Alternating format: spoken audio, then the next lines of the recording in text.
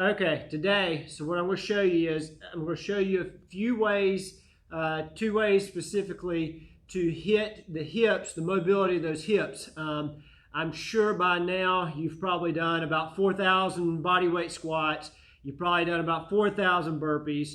You've done probably another 1,000 jump squats. All this at home workout where we have very little weight to do is typically you jump into high repetition and things for time and hit type of workouts.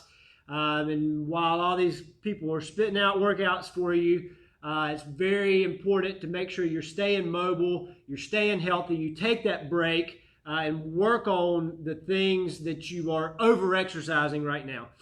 So just give you 2 real quick things to do that can hit the mobility as far as all the range of motion there is in that hip. So you've got flexion at the hip, you've got extension at the hip, you've got internal and external rotation, ab and abduction. So you've got a lot of things, that global movement of that hip.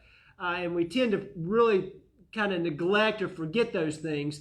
And we start having a little low back pain, some hamstring pain, or some pain in the hip flexors, whatever that may be.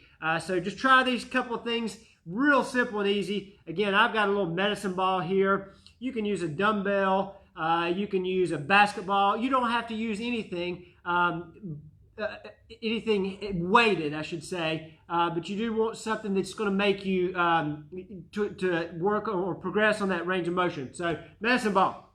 Here you go. So I'm going to set up in that windshield wiper that we normally see or normally do. So you've got that hip mobility going on with the windshield wiper. But what I'd like to do is from that windshield wiper, when we get in that position, now we're into some internal and external rotation of the hips, and I want to add in some hip extension. So I want to drive into that. And then while I'm there, I'm going to take the ball around the head, which is around the world, or bus drivers, whatever you want to call it.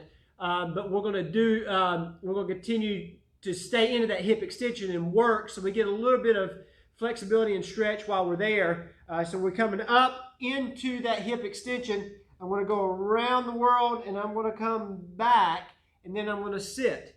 And then you can go right back up in and drive those hips forward, and you can go around the world again. But if you would like to do it in a windshield wiper fashion, where you come and you drop to the other side, just moving so you can see me, and then I'm coming up into the hip extension on this side, and I'm driving around both sides.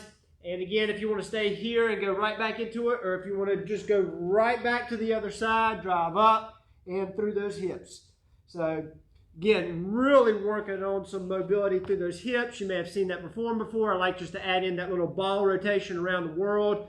Again, kind of making the shoulders and that thoracic spine work a little bit while you're in that abnormal hip extension with some internal and external rotation. The second one simply is just working on hip flexion and some ab and adduction at the hip. So kind of a little double whammy here for the hips.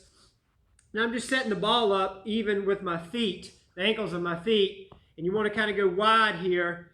So because what I'm wanting to do is I want to take both feet, and you've got to sit tall on this exercise. You got to sit tall, no slouching. You really are overcompensating for that hip flexion. So I want to sit tall here. What I'm going to do is I'm going to take my foot up and over the ball as wide as I can, or at least as wide enough to get the other foot over. Then I'm going to come back and over. So sitting tall here. The chest does not move. Don't try to overcompensate. Don't break down. I'm staying tall. One way you can prevent yourself from cheating in this exercise is to sit up against a wall. So you can sit up against a wall, there, over, here, and back. So again, really compounding some of those movements today to work on that hip mobility. Again, as I thumb through all the social media, I just can't tell you the number of times I've seen squat, squat, squat. You need to do a burpee. You got to do these plank jacks. You got to do so. You're really tightening down those, especially anterior, those hip flexors. And then if you're doing any type of excessive bridging and that kind of stuff, then you're really going to be working that posterior chain. So we want to make sure that those hips are flexible and mobile throughout. So try that and see what you think. And again, always check on Facebook and YouTube. Check that newsletter that comes out. This will be in there. There's tons of stuff for you to do if you're looking for, if you got some aches and pains for you to do this. Check it out.